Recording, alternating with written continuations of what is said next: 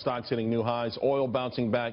But fears of an oil oversupply are weighing in on investors. To CME Group Executive Chairman Terry Duffy. Here's the thing, Terry. It feels like oil wants to break out, and then every time it gets right on the cusp of getting through that, like maybe 51 area, something happens, an inventory number not quite there or some other sort of news. But overall, inventories are near all-time highs.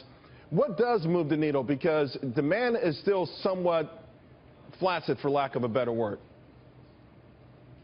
Well, Charles, first of all, thanks for having me, and I want to wish my friend Neil Cavuto a speedy recovery. But when we get to the oil market itself, we were looking to become completely energy independent here in the United States by 2018 when oil was trading around $80 a barrel, because we would be able to do the production with the explorers to get that much out of the U.S. That goes to show you how much oil is actually right here. And then obviously the decrease in the price down to $26.50 a barrel took a lot of explorers out, but there's still a lot of people that can make money at these levels of exploration. So I do believe that glut will still be around even at these price levels or maybe even lower. Although, by the same token, I saw a chart earlier in the week that shows Saudi production has gone through the roof as we've taken hundreds of rigs offline.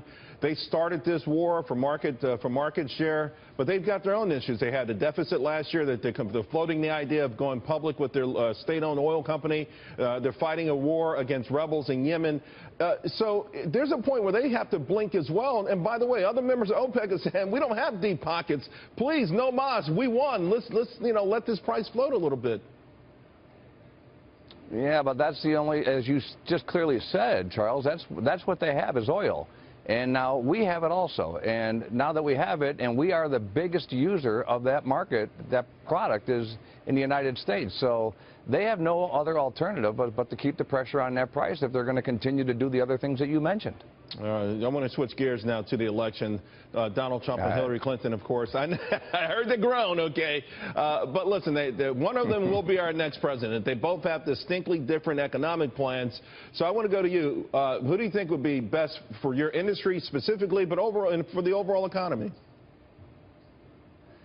First of all, I think what's critically important, Charles, and I have said this many of times for presidents throughout the time that I've been in this position, is that they have good, strong people around them. And I think that's what's critically important. You need to have a cabinet that can advise the president, where the president will take that advice and do what's in the best interest of the American people. So whether that's Secretary Clinton or Mr. Trump, I think it's important that they have good, smart people around them. Now, my friend Charlie Gasparino mentioned Mike Pence. I think Mike Pence would be a brilliant pick for Donald Trump. Donald Trump has always said he needs to get a traditional politician around him. Mike Pence is just that. So I think the governor is a good choice if, in fact, that's the direction he goes. I think the election is going to be close, but as it relates to financial services, Charles, I believe that both Mr. Trump and Secretary Clinton understand the importance of financial services to the United States of America and what it does not only for our national security, but gives us the ability to grow our country, create jobs, and other things that are important to the people of America. Although both have been harshly critical of Wall Street titans and trillionaires, if you will, special tax treatment for some of the folks on Wall Street, and it's low-hanging fruit. It's the easiest target out there when you're trying to win the hearts and minds of the American public.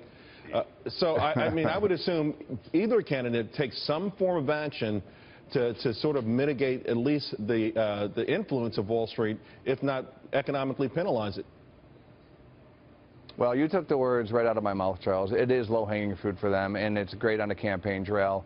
But when push comes to shove and we look at what the financial services brings to the United States, I guarantee you there's other countries around the world that would relish to have the business that we have in the United States in financial services, because they know what it can do for the people of their countries. So again, I know Wall Street has taken its lumps, and maybe some of them are rightfully justified without question. But all in all, when people are trying to build new hospitals, new schools, new sidewalks across America, we need someone to finance that. And that's exactly what Wall Street does. It helps finance the growth of America. And I think that's really important, and people need to understand that. I agree with you 1,000%, and we need someone to articulate that. Maybe we could get you to go on the road.